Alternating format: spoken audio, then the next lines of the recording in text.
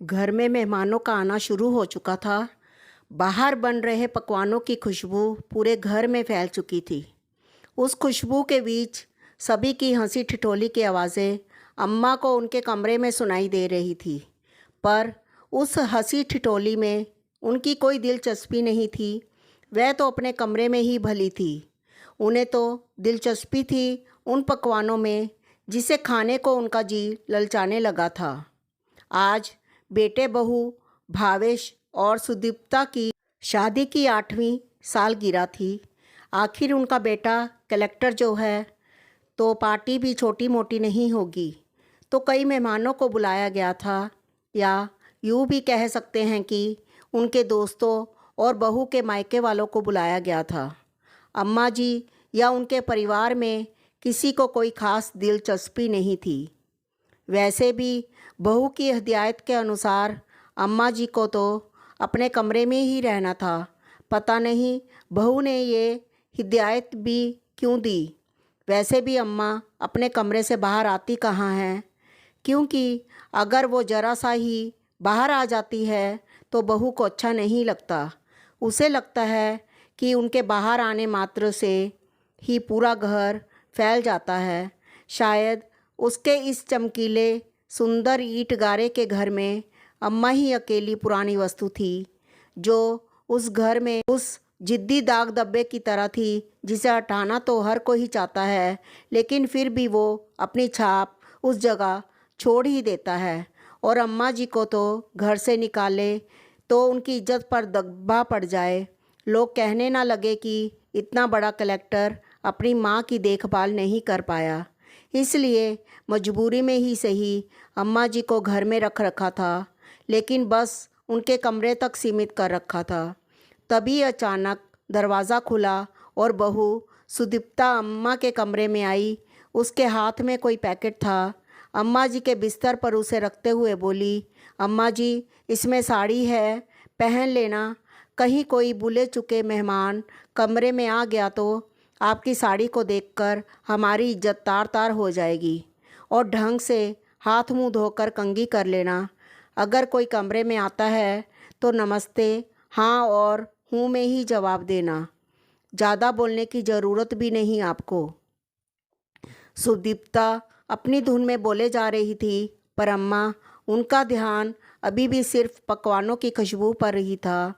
तभी सुदीप्ता उनके कंधों पर हाथ रखकर उन्हें झकझोरते हुए बोली, अरे सुन रही हैं ना आप, मैं क्या कह रही हूँ? हाँ हाँ बहू, क्या बन रहा है आज? अम्मा ने अपनी ज़बान को होंठों पर घुमाते हुए कहा। सुदीप्ता ने अपना माथा पीट लिया और फिर से बोलना शुरू किया, हे भगवान, जब देखो बस खाने की लगी रहती है। कुछ कहा मैंने, आपने वो सुना या नहीं? ढंग से तैयार हो जाना, बाहर आने की ज़रूरत नहीं है। कोई आए तो हाँ और हूँ में ही जवाब देना। इसके अलावा कुछ बोलने की ज़रूरत नहीं है। सुदीप्ता एक बार फिर अम्मा को उंगली दिखाकर समझाते हुए बोली। अम्मा ने हाँ में सिर हिला दिया और इतना ही कहा, बहू बहुत भूख लगी है, कुछ खाने को दे दे। सुबह सिर्फ एक कटोरी दलिया खाया था। सुदीप्ता ने उन्हें घूर कर देखा, जैसे पता नहीं अम्मा ने उससे सारी संपत्ति मांग ली हो, और फिर कमरे के बाहर चली गई। थोड़ी देर बाद घर में काम करने वाली कमलाबाई कमरे में आई और अम्मा को एक थाली देते हुए बोली, अम्मा अभी तो ये खा लो। अम्मा जी ने ललचाई नज़रों से प्लेट में देखा तो एक रोटी, थोड़ी सी दाल और आलू की सूखी सब्जी रखी हुई थी।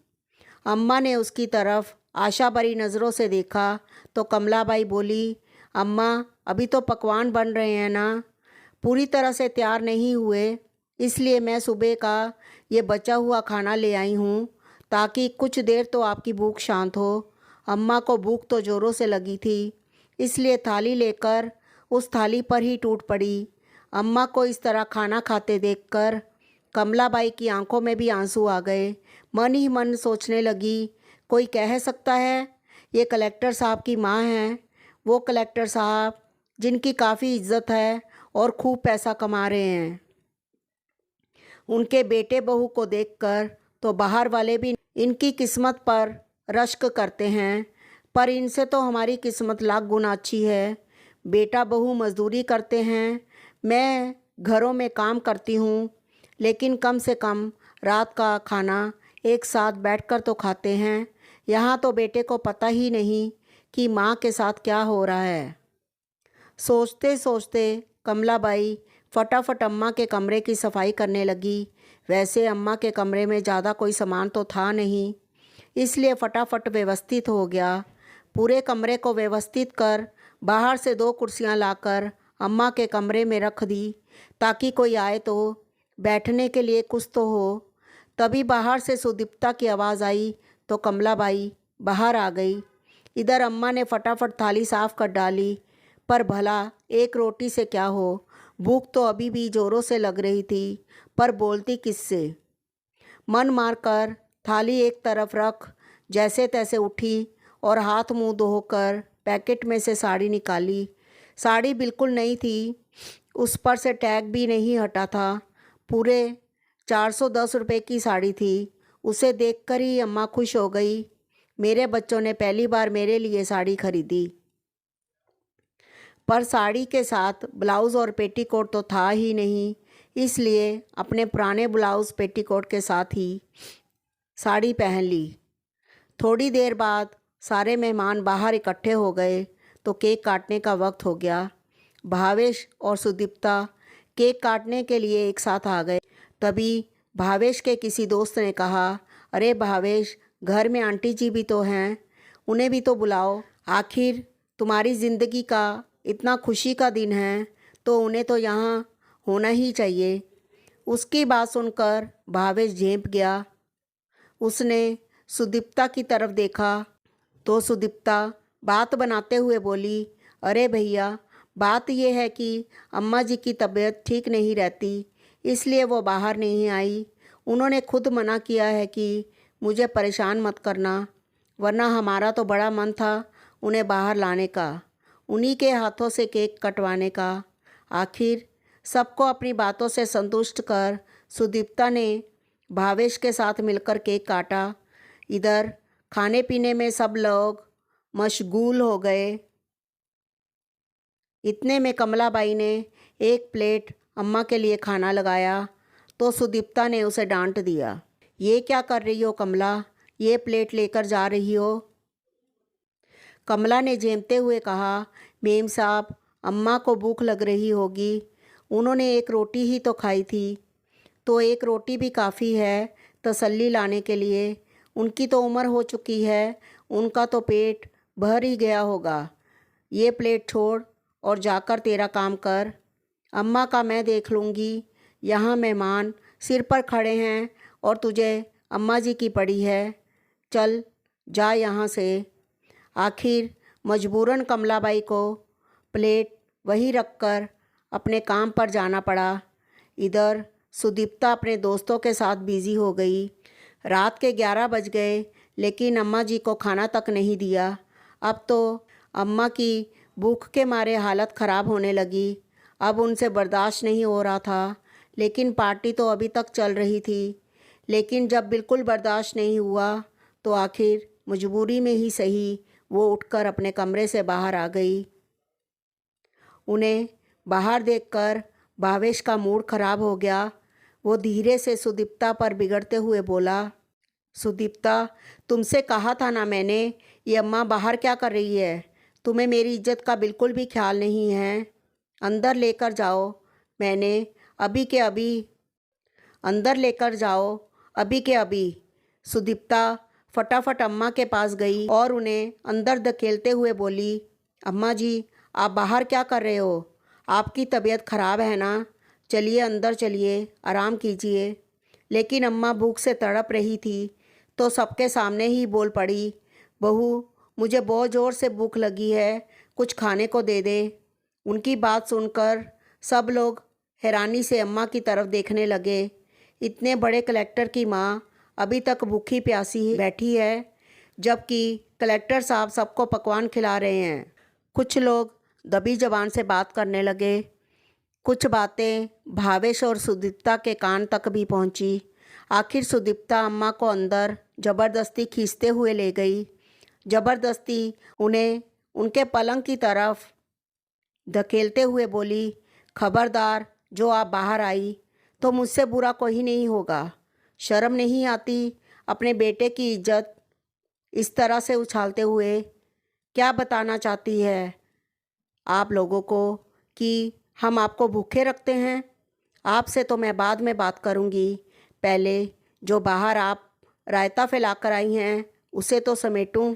कहकर सुदीप्ता बाहर आ गई और बाहर आकर सबके सामने ही कमलाबाई को बोली, कमलाबाई, जल्दी से अम्मा को एक प्लेट खाना लगा कर दे दो। अम्मा बिना जब से बूढ़ी हुई हैं तब से भूल जाती हैं। अभी शाम को ही उन्होंने खाना खाया था। सुदीप्ता ने बात को घुमाने की कोशिश की। कमलाबाई फटाफट एक प्लेट में खाना लगाकर अम्मा को देने गई तो देखा कि अम्मा रो रही थी। कमलाबाई को देखते ही अम्मा बोली, देख कमला, बहू ने कितनी ज़ोर से धक्का मारा है मुझे, मेरे हाथ पर चोट लग गई। रोते रोते अम्मा ने अपनी चोट कमला को दिखाई जिसमें से खून रिस रहा था। कमला अम्मा के पास बैठते हुए बोली, काहे बर्दाश्त करती हो अम्मा जी, भला आपके पास क्या कमी है? फिर आप बेटे बहू की मोहताज क्यों? जानती हूँ कमला, गांव में मेरे पास ज़मीन जायदाद सब कुछ है, चाहूँ तो आज अपने लिए नौकर रख सकती हूँ, लेकिन परिवार तो चाहिए ना। मैं अकेली क्या कर लूँगी? वहाँ की खेती बाड़ी से जो भी पैसा आता है वो सब भी तो बेटे बहू रख लेते हैं। ये दोनों अच्छे से जानते हैं कि इनके अलावा मेरा कोई भी नहीं है, तो आखिर मैं कहाँ जाऊँगी? इसलिए ये लोग मेरे साथ। कहते कहते अम्मा की रुलाई छूट गई। अम्मा, पति के बगैर बेटे को पढ़ाकर कलेक्टर बना सकती हो, अपने दम खम पर पूरी ज़मीन जायदाद तो संभाल सकती हो, पर आप कह रही हो कि आप क्या कर सकती हो? आपके इतने बुरे दिन तो नहीं आए कि आप रोटी के लिए मोहताज हो जाओ। अम्मा, भले ही एक रोटी खाओ, लेकिन स्वाभिमान की तो खाओ। इतने में बाहर से सुदीप्ता ने कमलाबाई को आवाज़ लगाई तो कमलाबाई फटाफट कमरे के बाहर चली गई। कमलाबाई की बात का अम्मा पर बहुत गहरा असर हुआ। काफ़ी देर तक आंखों में आंसू लिए वो उस खाने की प्लेट को देखती रही, लेकिन जोरों की भूख लगी होने के बावजूद भी उन्होंने उस प्लेट को छुआ तक नहीं। थोड़ी देर बाद कमलाबाई प्लेट लेने कमरे में आई तो देखा कि खाना ऐसे के ऐसे ही रखा हुआ था। अम्मा बस छत की तरफ निहार रही थी। कमलाबाई ने पूछा, क्या हुआ अम्मा, आपने खाना नहीं खाया? नहीं चाहिए मुझे ये तिरस्कार की रोटी, ले जा इसे वापस। कमलाबाई ने अम्मा को मनाने की कोशिश की, लेकिन अम्मा ने खाना खाया तक नहीं। तब तक बाहर पार्टी भी ख़त्म हो चुकी थी। सुदीप्ता और भावेश भी कमरे में आ गए और आते ही अम्मा पर चिल्लाना शुरू कर दिया। क्या ज़रूरत थी आपको बाहर आने की? थोड़ा सा भी मेरी इज्जत का ख्याल नहीं था आपको? आपको सब कुछ मुफ्त में मिल रहा है तो कदर नहीं है। एक खाने के पीछे इतना बवाल कर दिया। लोग दबी जुबान कैसी बातें बना रहे थे। अगर ऐसा ही चला तो आपको वापस गांव भेज देंगे, फिर रहना अकेले। इतने में सुदीप्ता की नज़र खाने पर पड़ी। लो, जिस खाने के पीछे इतना हंगामा किया वो प्लेट तो ऐसे ही भरी पड़ी है। खाना है तो खाइए, नहीं तो भगवान का नाम जपिए। मुझसे नहीं उठाए जाते आपके नखरे। उसने भावेश की तरफ देखते हुए कहा, बस भावेश, बहुत हो चुका। मैं नहीं उठा सकती इनके नखरे। इनको वापस गांव भेज दो। ठीक है, मैं कल ही इन्हें गांव भेज देता हूँ। वहाँ अकेली रहेंगी तो अक्ल ठिकाने आ जाएगी। भावेश ने उसकी हाँ में हाँ मिलाते हुए कहा और दोनों कमरे के बाहर आ गए। भावेश ने दूसरे दिन ही अम्मा को गांव भेज दिया। गांव आने के बाद अम्मा ने सबसे पहले अपने वकील को बुलाकर अपनी सारी ज़मीन जायदाद से भावेश को बेदखल कर किया। वसीयत के अनुसार उनके मरने की बाद सारी प्रॉपर्टी ट्रस्ट को चले जाएगी। वो ट्रस्ट जो बुज़ुर्गों और अनाथ बच्चों के लिए काम करती थी। साथ ही अपने बड़े से घर का आधा हिस्सा उन्होंने बच्चों की शिक्षा के लिए दे दिया और आधे हिस्से में खुद रहने लगी। खेती बाड़ी के लिए नौकर आते ही थे, उनमें से एक को घर में काम करने के लिए रख लिया। आज अम्मा स्वाभिमान और सुकून की रोटी खाती थी। साथ ही इस बार खेती बाड़ी से होने वाली इनकम को भावेश के पास ना भेजकर उन्होंने अपने पास ही रख लिया। जब पैसा भावेश के अकाउंट में नहीं आया तो भावेश और सुदीप्ता दोनों ही गांव में आ गए। आते ही देखा कि घर के आधे हिस्से में बच्चे पढ़ाई कर रहे थे, इसलिए वो घर के दूसरे हिस्से की तरफ गए जहां अम्मा रहती थी और आते ही अम्मा से बोले, अम्मा ये घर में बच्चे पढ़ाई कैसे कर रहे हैं और इस बार क्या खेतों में कोई कमाई नहीं हुई जो पैसा अकाउंट में नहीं डाला।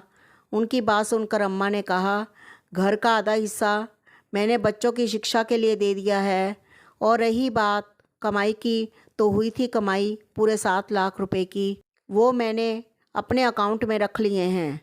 आप पैसों का क्या करेंगी अम्मा जी?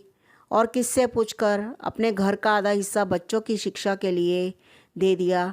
अब की बार सुदीप्ता ने कहा, इसमें पूछना क्या है, संपत्ति मेरी थी तो मैंने अपने अनुसार इस्तेमाल कर ली। वैसे तुम लोग होते कौन हो मुझसे ये सब कहने वाले?